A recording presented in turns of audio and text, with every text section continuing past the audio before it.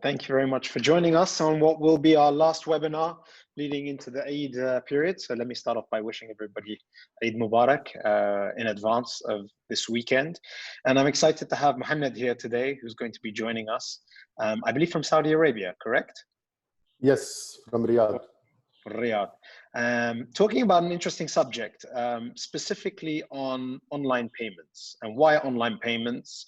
Well, during the current environment, during the current situation, it's been evident more than ever before that more people are going online, and because of health reasons and the need to use different type of websites, people are changing their behavior and patterns and utilization. So it's great to have one of the leading payment gateways here on the platform, Muhannad, who's the CEO of HyperPay. So thank you very much for joining us today. Thank you, Philip. Thank you, MAGNiTT, and thank you everyone attending. I guess just to start off with, for those that are unfamiliar, I mean, what is HyperPay and how does it differentiate to some of the other payment gateway platforms in the region? Okay, first of all, Ramadan Kareem, it's at the end, and Eid Mubarak for everyone. It's coming in a few days. So hopefully after Eid, things will be back and somehow we go for our normal life. Inshallah. We have to go out. That's it. That's it, inshallah. HyperPay is, I would say, the most localized payment gateway in the region.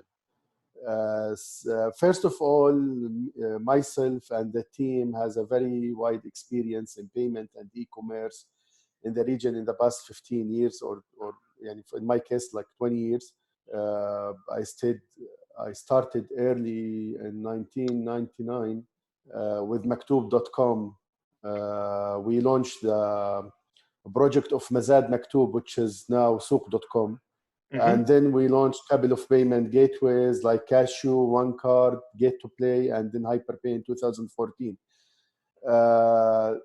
From the beginning, we decided to focus on market by market, not to go wide and expand for everywhere. So from my experience, I knew that from the beginning, we need a state-of-art technology.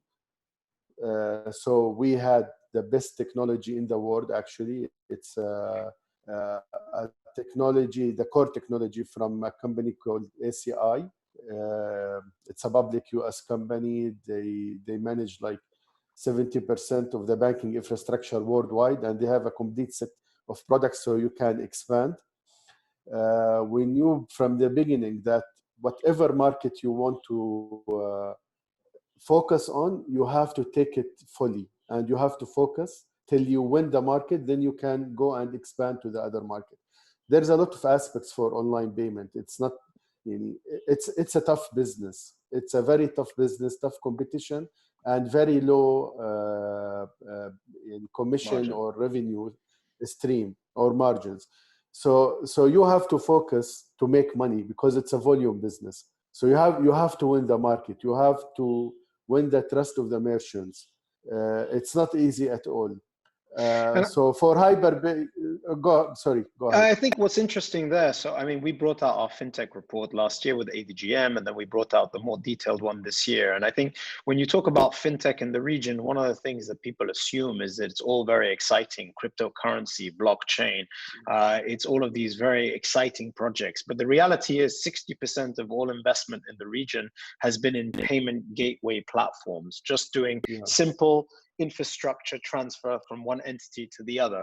And my question to you, Muhannad, because I think for all startups in this space, one of the biggest challenges with scaling is dealing with the regulators. And while the central banks and the different sandboxes and the different regulators are opening up to the idea of digitalization, how have you built a relationship with the regulators in the region as you've looked to scale your product?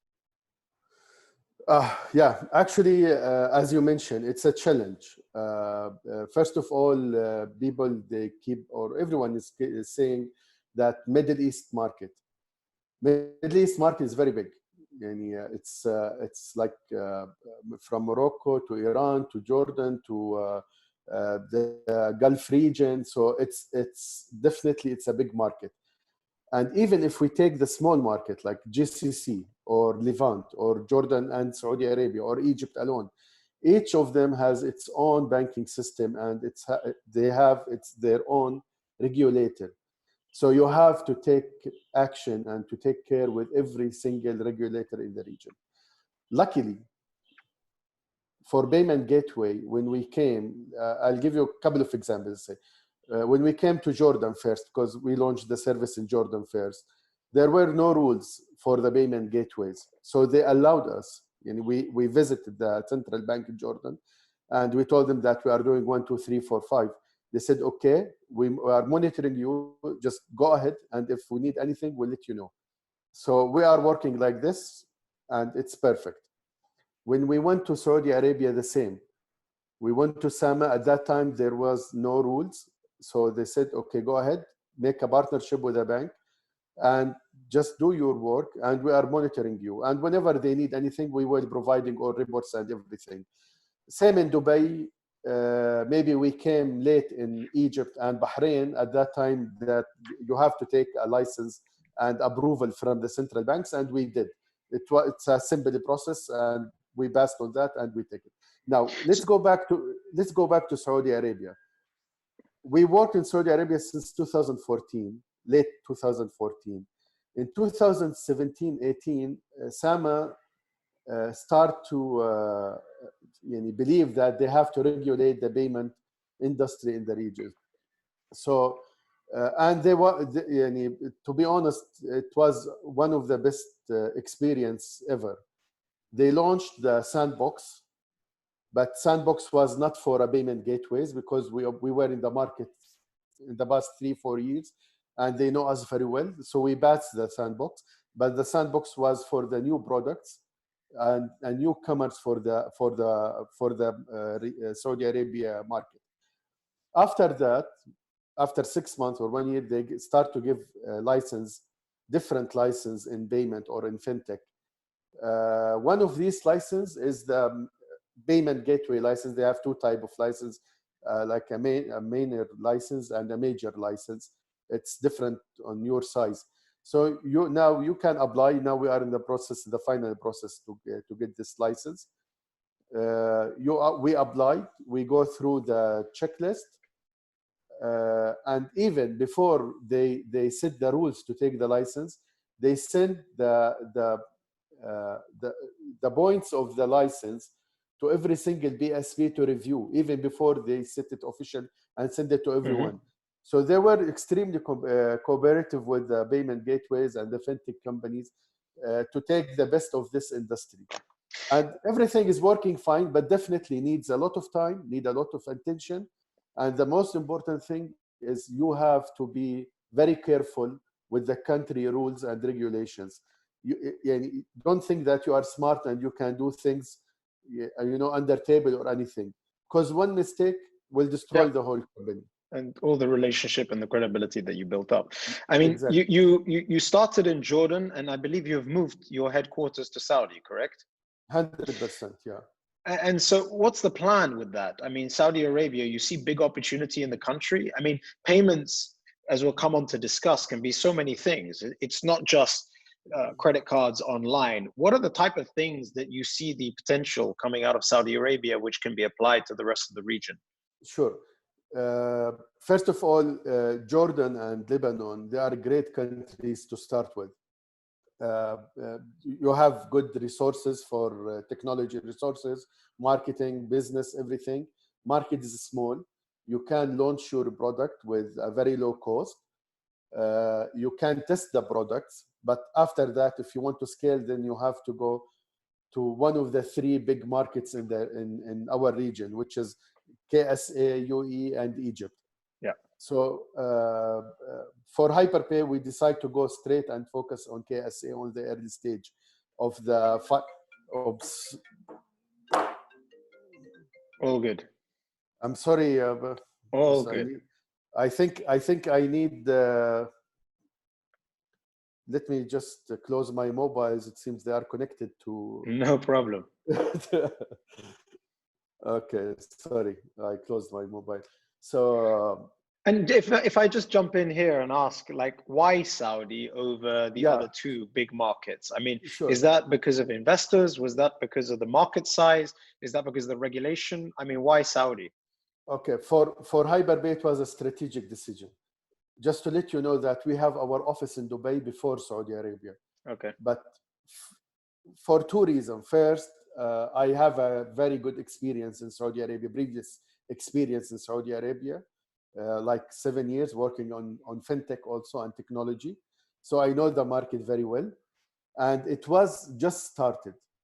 While UAE at that time was saturated with multiple payment gateways. So we decide that, and we are a startup, we have a limited budget. So I cannot compete in both markets. So we decide just to go to Saudi Arabia, focus there, make the best of this country, and take what the maximum market market share that you can take, and then we can expand.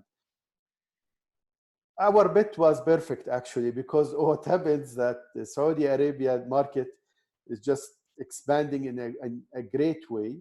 Yeah. The company were doing, HyperPay were doing like on average 300% growth year over year.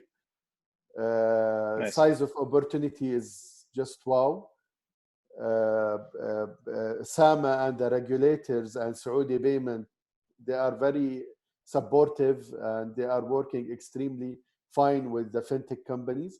So it was the perfect fit, actually, just to focus and to spend more time and more money on the KSA market. And we believe the KSA market now, I believe it's the most advanced market on fintech, even in banking, comparing our relation with other banks in banking sector and in fintech is definitely the most advanced in the region, if not in the world, actually, in the banking system, not the fintech yet. And actually, there is a huge opportunity. The market is big. People, they are converting to online in an amazing way. As I said, during this COVID thing, when the government, they decide to make a lockdown for the whole market in no time, in 1 day, actually, they decide, I can bet you in 1 day, over 60% of the population, they made online transaction immediately. Muhannad, I want to jump into this before we get into this. So starting with before COVID, right? So in the region, there's always been this discussion that digital has not been adopted en masse. And whether it's cash on delivery, whether it's, what are some of the reasons historically, until a government comes in and locks down the country and says you need to use these things? Just to put a little bit of context, historically, why were people not using as much? Why was there not as much digital adoption for online payments? What was the psychology behind it? Yeah, I actually always answer this with one point. Cash on delivery is a luxury product for the users. Okay, so the same user who's paying in cash in Saudi Arabia for local merchants, he used his card for paying for international merchants. Okay, but when he has the option to receive his products and to check it, then he pay for that. It's much easier for them. This is number one. Number two, unfortunately, with the boom of the e-commerce, hundreds or thousands of websites, they came up, and unfortunately some of them were just scam or they do illegal things, or they send not original products or anything. So the trust issue with the small merchants is still not there. And by the way, we could see this. I can give you a couple of examples on what happens with the past 2 months. It's interesting, actually. What's the user behavior now been? I mean, you say there was a full lockdown, people are having to use digital. Is it because two questions. Is it a health concern to pay in cash, or is it's just easier to use your credit card to make purchases? What's the user behavior and the trends you've seen? Actually, the most important thing that it's a must to use it, because the government in Saudi Arabia, they stopped any cash on delivery services. Okay, but there you go. The surprising thing, that most of the people, as per our numbers, like 69% of the population, they paid online in the past 2 months. So all the sudden, the number increased from like 30%, the credit card usage in Saudi Arabia comparing with cash. They jumped to like 69. So it's like 120% growth in 2 days. And do people have enough access? Do people have enough access to credit cards? I mean, is that part of the problem, or is there a disconnect between? No. Actually, in Saudi Arabia, they made a right decision 2 years back when they launched MENA network, the local network in Saudi Arabia. So MENA network is the ATM cards. So if we are talking about Saudi, we have like 34 million MENA card in the market, and we have like 4.8, 4.9 million credit card. So the penetration of credit card is above 100% because some of the people, they have two ATM cards or more. But I can bet that at least 80% of the population, they have or maybe 90% of the population, they have ATM cards. And so all these cards are active. They are active for internet transaction. And even because it's a local network, it's cheaper for the merchants. So usually you find the merchants, they do promotion on using ATM cards, not credit cards. So people, they are ready. They have cards. Everything is ready. So when this lockdown came, they just bring their cards and they use it immediately on the websites. I can give you some trends or what happened exactly. For the couple of days, and especially when the airline business, entertainment business, cinemas, food, like restaurants, let's say, not food delivery, but restaurants, entertainment, luxury, e-commerce, ticketing, all these, they shut down in 1 day. So the market went down for maybe 4 or 5 days. I can tell you we witnessed like a 56% down in terms of traffic. After 5 days, and because I think people, they start to believe that they need the panic essential calms things for life. And they need to use their credit card or to go and use the mobile apps, the delivery apps or whatever. The transaction jumped for some merchants over 500% and 600%. Some of them they reach. Which kind of merchants? These merchants are mainly the everything delivery apps, not food delivery apps, everything delivery apps. Yeah. I don't want to mention names because most of them, they are clients to HyperPay. So everyday delivery apps, anything that was so because you can have e-commerce, which is maybe kind of higher end, everyday delivery, grocery delivery, and then food delivery. Like everything delivery apps, they can deliver everything for you. Okay. So even if you need to buy whatever, a t-shirt, say t-shirt is the shops are closed. Let's say you need knafa. Yeah.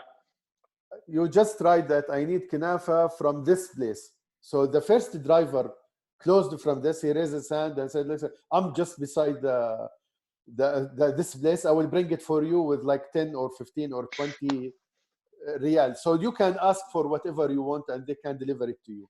So even food delivery start to come back. And the interesting thing, after a while, a very strange categories they start to raise in a bright way. One of these things is like sleeping mattress and pillows. We have a couple of merchants, they were not doing maybe 5-10 transactions a month. They end up doing like around 20 million riyal a month of sales. So I think people they start to know that they need something to relax in their house. So they need something. They need to spend on these products more. One other thing that like we have one of the largest molds for like home appliances, like teacups, coffee, della, or So daily. all these things. Actually, this merchant, they reach a point that where he has to put an announcement that he cannot do any more Orders? orders or shipments till he finish filling the pending shipments. So like, it's interesting. Yeah, to be honest, that we have a team. It's great to see many of these succeeding. Yeah, we have a team dedicated to monitor the transaction day by day, and the first thing I do every morning is checking the report that they send to me, like every day. Yani, before the COVID, we were doing that every week, 2 weeks, or 1 month. It depends on the months and seasons. But now we are doing this every day to find a trend. And unfortunately, we cannot find any trend because it's amazing. Every day is a different day. It's what's going now. It's just amazing. Wait, Muhannad, I just want to make sure before we jump into a few questions that are coming through, I want a couple of practical things, because obviously now people are using online more than ever before. And look, I want you to be objective, as we kind of mentioned. What is it, if a company is looking at a payment gateway, what are some of the 4 things or 4 or 5 things that they should really look at before making a decision? I mean, what are the variables when it comes to a payment gateway when you want to try and incorporate it as a vendor? Sure. Now, first, let's agree that multi-channel or cross-channel selling, including the e-commerce, is not a commodity anymore. It's essential. Yep. And it's a strategic decision for everyone. The same is the decision of choosing your processing partner. Payment, yeah. Maybe the processing time is a couple of seconds, or maybe seconds, or less than a second. But what's going on there is a lot of things. From fraud checking, business rule checking, getting the approvals from the card schemes, making the settlements, assisting the risk on these transactions. It's a very complicated process that happens within this second. Okay, so we have 2 main factors. Let's say a factor that before the transaction has happened, and the other factors after the transactions happen. Before the transaction happened, you have to choose a stable payment processing that have the integration process is easy.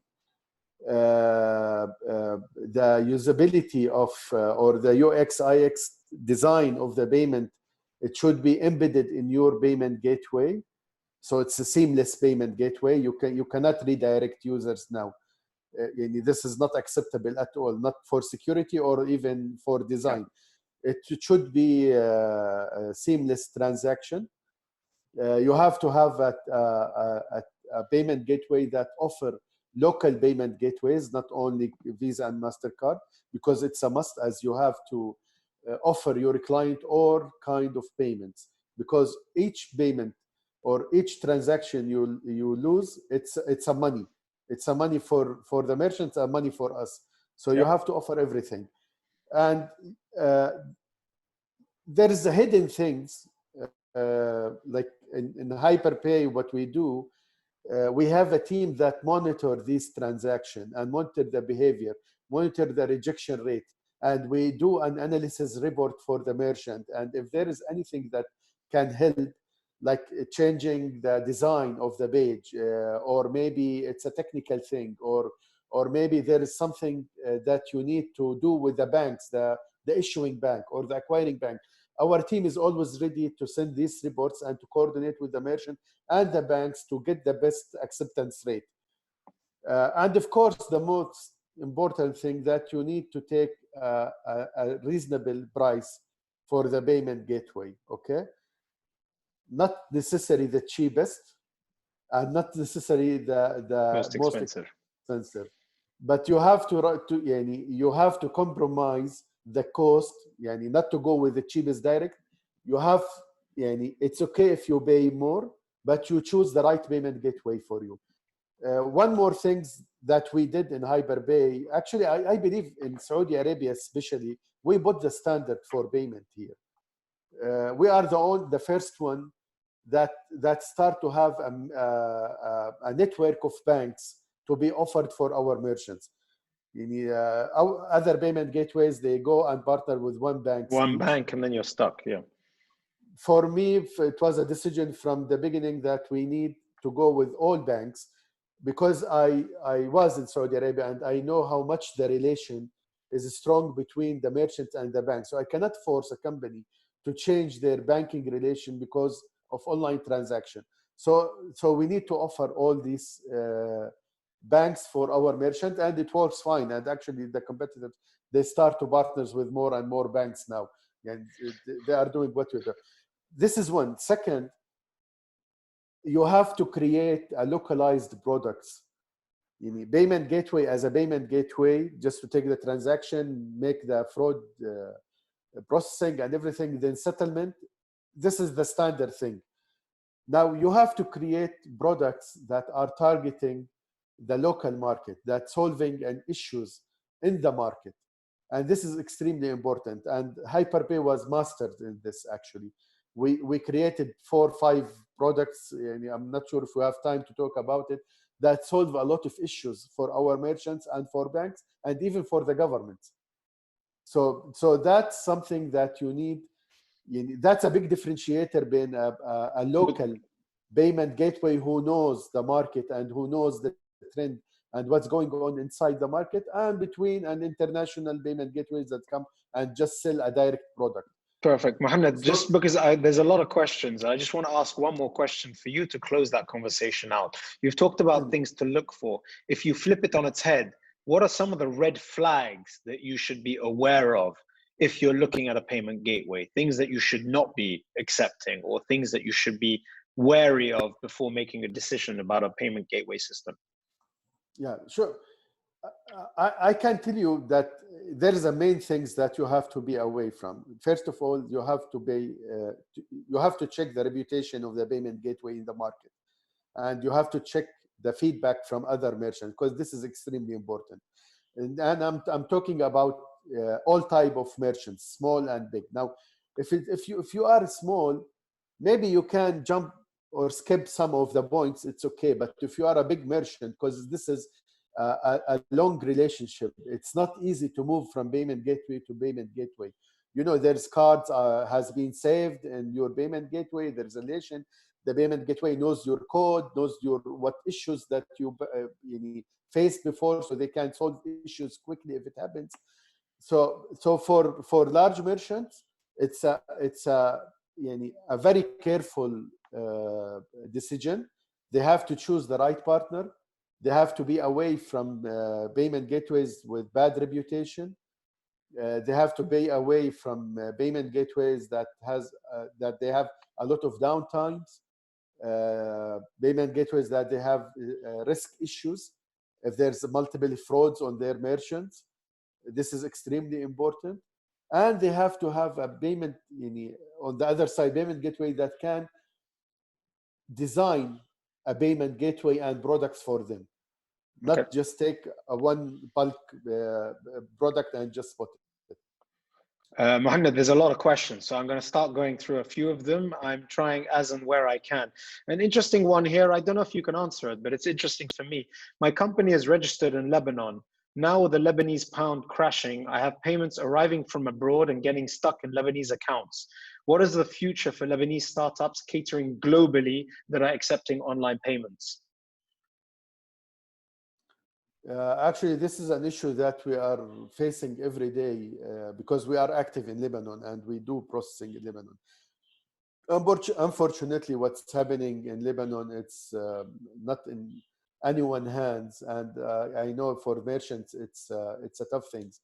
I think the best thing for those merchants is to find a way to register their companies in any way, anywhere in the world, with like a free zone areas or anything that does not require a physical presence. So just like BVI or Cayman or Delaware, or maybe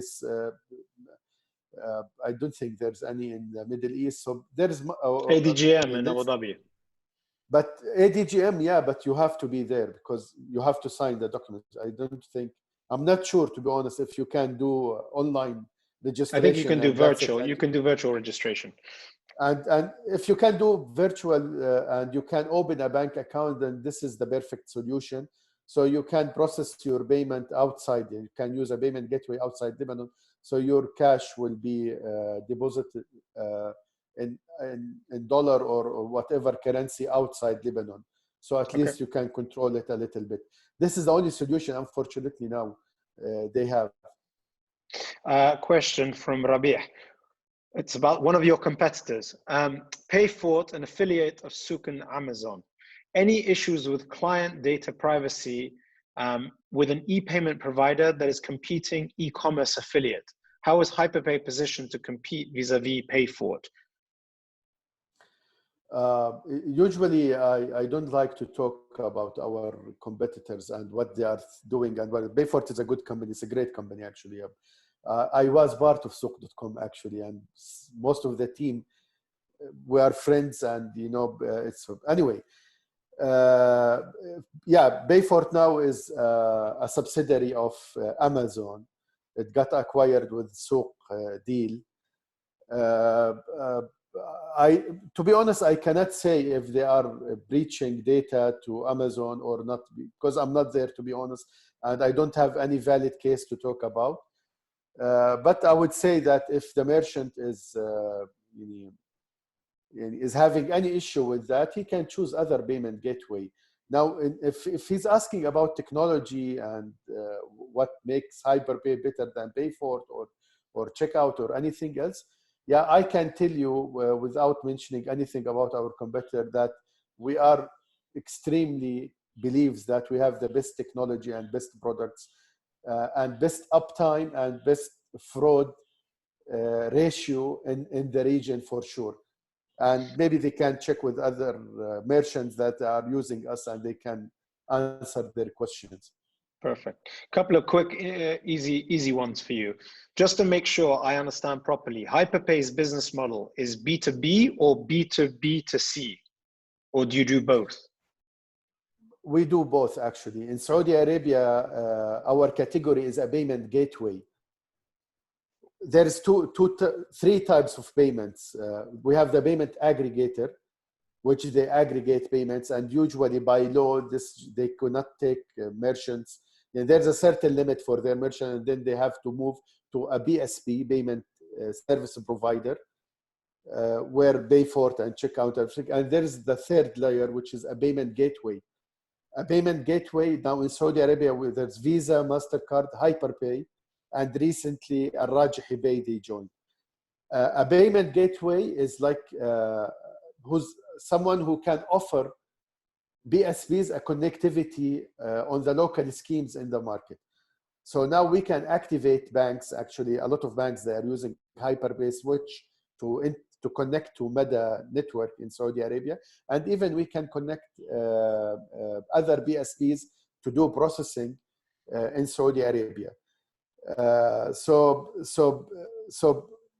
We do B2B, we do B2B2C, and we do B2C direct. And actually, I can just quickly talk about one product. Yeah.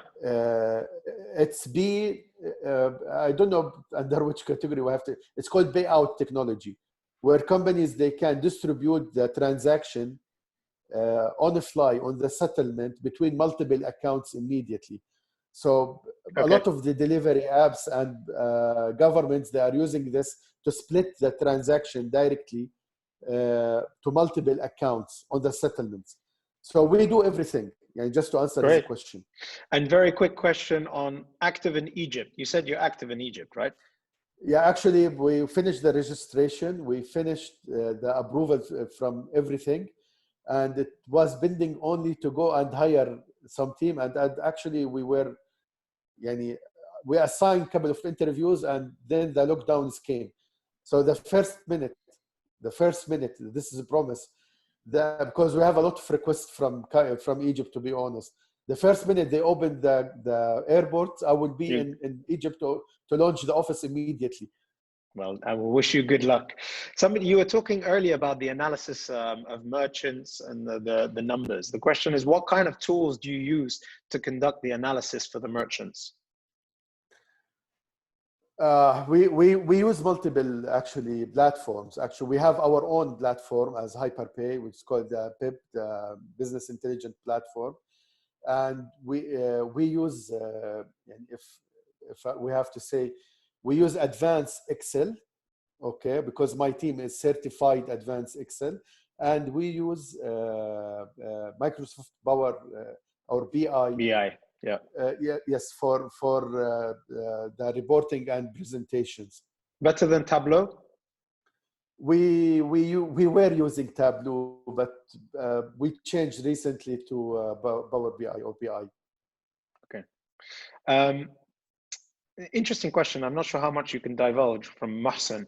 It would be interesting to understand the cost elements of a fintech company online payment yourself, and what is the COVID-19 impact on those elements, on the cost side of the business? The cost of HyperPay. Yeah. Okay, of course, we have the operational cost, which is our salaries, offices, expenses, blah, blah, blah. And we have our technology cost. The technology cost is what we pay for technology, okay? COVID did not affect actually anything for us. I can confirm it's, thanks God, HyperPay is one of the companies that is affected positively on HyperPay, all these things, but we hope it will go and everything went back as usual. Honestly, COVID, we don't have a direct impact on our cost or operational cost as a fintech company from COVID. To be honest, it's the opposite, because we stopped traveling and we saved like $100,000 every month from traveling and per diems and hotels and blah, blah, blah. We start using these technologies, Zoom and other things, instead of doing international calls. So it saved a lot of money, to be honest, on us. And thanks God, and this is something that I need to address in fintech or in HyperPay or in any startup. Your main asset is your team. People. Your team and your people in the company. And thanks God, I know for a fact that I have a great team, but during this COVID things, I knew that I have the best team ever. And I'm always thankful for they did amazing job. They worked, I swear, they worked 15 and 16 hours a day, seven days a week.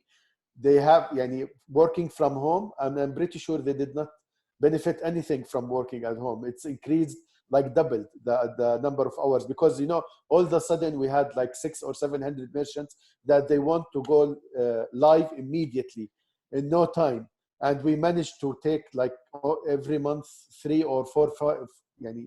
The first month we take like 350 merchants online. The next month we take like 480 merchants online, and we have over 700 merchants in the process. They are doing integration. So the team is working on amazing way, to be honest. So this is something I want to echo you, and I'm going to say the same for any of the MAGNiTT team as well. I think it's been amazing to see how strong teams can be, and I think that the MAGNiTT team has been epic, full of rock stars who have really put all of their passion and energy. And I 100% endorse what you say, is that the startup is only as good as the team that you have.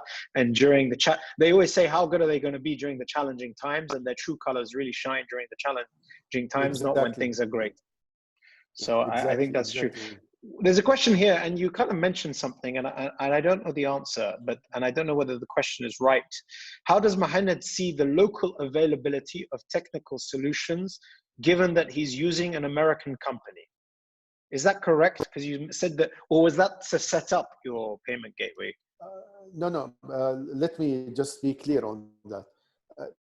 In every single payment gateway, just like a bank or insurance company or anything, there's a core technology that you have to buy. Okay, you cannot. The banks, they are not building their switches and core softwares. They bring something solid ready, just like ERP or CRM or anything, and they build on top of it. For HyperPay, our core technology is an American technology from ACI. But Okay. of course, we have a big development team where most of the new products, most of the new things actually that built internally in HyperPay, and we own the IPs and everything. So to answer his question, it's better, and for me and for my experience, it's better to have a solid and tested core technology to build on top of it than building a new technology from scratch. From scratch. Because first of all, we don't have an expert technical engineers in the region who built payment gateways or fintech. And you cannot just bring people from outside to Middle East. The cost will be extremely high, and it's time consuming actually. And for your HR, if now you have like 10 engineers there looking after your payment gateway, you need like 50 or 60 if you want to build it from scratch. So everything has a price, as they said. Because I built Cashew before, and I built at the early stage, and I built One Card before, and I built Get to Play before. So I have excellent experience in this, and the best practice is to take a state-of-art technology and you build on it. For me, this is my opinion. Perfect. Actually. So this is what I did exactly. I did not use any engineers from the region to build the core technology, but all my engineers are Jordanian, Saudis, Egyptians, and Syrians. They look after that. And by the way, our senior technical team, I can bet you that they go in fights with MasterCards and Visa, and they find some errors in their systems, and they insist on it, and at the end they were right. So thanks God, I have a very perfect and strong team in payment, in technical even. But Muhannad, if I can ask, use. I just want to ask on the last question on this subject specifically, because you have successfully moved your headquarters to Saudi Arabia, and many companies who are looking to scale to Saudi consider talent can be challenging because maybe there isn't the same experience in the startup space, the psychology, the mindset, whether that's business development, engineering, or are we completely wrong? What's your experience been hiring in Saudi? And for any startup who's looking to expand to Saudi, what are your recommendations to them on how best to hire talent within Saudi Arabia? Yeah, most of our team in KSA office are Saudis. They are amazing. This is a wrong thing that people, they thought there is a lot of resources in Saudi Arabia. And to be honest, they are working extremely hard and they did amazing job. Seriously, and in Saudi Arabia, I never hire any non-Saudis unless I couldn't find one. There is one challenge. Is the price thing, the costing. Because, salaries in GCC in general, not in Saudi Arabia alone, the price is higher than the price of the same resources in like Egypt or Jordan or Lebanon or Syria or any other country. So this is the only challenge. And I can, just one thing that I need to inform any startup that want to move to GCC, if it's not in GCC, if you don't have enough cash, don't come. Because there is a big... Good advice. It's a big market. It's a huge market. There is a lot of opportunities, but there is a big cost. There is a cost of opportunity, a big cost of opportunity. Good advice. Yeah, for these markets. And especially now. And especially now, exactly. But for resources, I have business team, sales team, account management. And out of interest for me, you hired these people how? Websites, LinkedIn, recruitments, referrals. How did you find the best talent? I tried everything. you mentioned actually. And the best thing is that I found it's the traditional way, which is the referral. Referrals. Yeah. Yeah. So it was, and of course, our website and our HR manager, they keep posting on LinkedIn or Facebook or any social platforms that we are using, opening whatever opening jobs in HyperPay, and people, they submit, and usually we filter this and we check the CVs. And recently we are using also a platform for a startup in Jordan. It's called Elevators. They do online video assessment, and it's working really fine also with us. So we can filter our candidates, and then we can meet them face to face. Perfect. Or sometimes no need even to meet them face to face. Like now we are doing either Elevators or Zoom for the perfect. For that. So I tried everything. There is a lot of HR companies, recruitment companies in Saudi Arabia. They can help you if you want. But also there is a lot of people, they are looking for new jobs in Saudi Arabia. So it's easy to find an excellent candidates from both, actually, male and females, to be honest, in Saudi Arabia. Perfect. Muhannad, look, I've taken up a lot of your time. Thank you very much. I really appreciate it. Thank you to everybody who joined us today. I think payments is a very interesting part of the discussion. It's great to see that you're doing well. It's good to see that people are moving online. I think that is extremely important for all technology companies, for people to be comfortable using online payments. And hopefully we see this trend continue into the future. But yeah, I just wanted to say thank you. And thank you to everybody who joined. This is the last webinar that we'll do now. I don't foresee us. I think there's a lot of webinars going on. So I think for the time being, we're going to take a slight pause on these. But I thank you, Muhannad, and I'll send a wrap-up email to everybody with the video. Thank you for your time. Thank you, Philip. Thank you, MAGNiTT, and thank you everyone who's attending this. And hopefully we can meet all together and face-to-face event, not webinars. So thank you very much. Inshallah. Thank you very much. Take care. Bye-bye. Bye-bye.